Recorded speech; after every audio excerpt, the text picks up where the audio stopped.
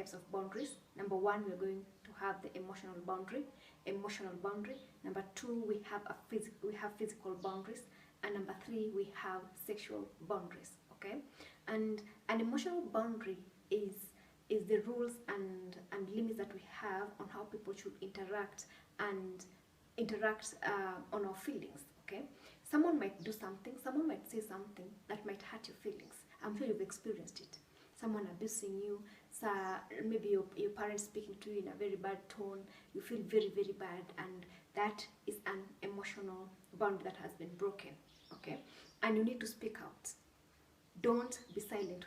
When you feel someone has crossed that emotional boundary, you need to speak out, because the more you keep quiet and repress the feelings that you're feeling, the more the oppressor, the more the person who is crossing the emotional boundaries continues to perpetuate the vice. Okay, so whenever you feel someone has stepped over the boundary of your emotional boundary, if someone makes something that does something or says something that makes you feel very, very bad, please speak out.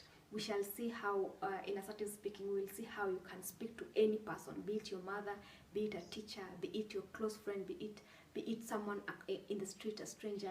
You will learn how to assertively speak and just voice your opinion, because the worst thing you can do is to remain silent. Okay, the worst thing you can do is to remain silent. That is emotional boundary. Those rules that you create to protect your feelings. Okay, and as you shall learn, and as you grow, you will realize that you sometimes need to grow a thick skin and just let people do whatever they'll do without it getting, as you shall learn in self-worth and self-esteem. You just let them do whatever they want to do without you having to speak out every time. You need to pick your battles well. For example, if it's your friend, you need to know how to speak to her, because you are in a long-term relationship. If it's your mother, you need how to speak out. But if it's a stranger uttering abuses to you, or a drunk person, you need to let that one pass, because as you shall learn in self-worth, you know what, that one will not change who I am. Okay, the second type of boundary is physical boundary, and this is the physical space that we maintain between us and the other person. Okay, the physical distance we maintain between you and the other person. Of course, when you talk about key relationships, yeah, your mother, your friend, and your close aunt, these are very close. They hug you, they come very close to you. Your mother comes to your bedroom whether you like it or not.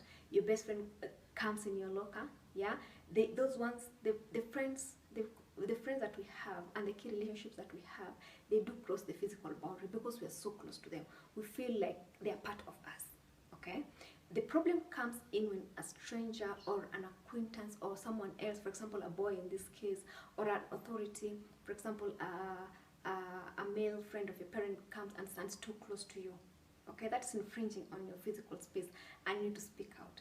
Something as simple as, I feel very uncomfortable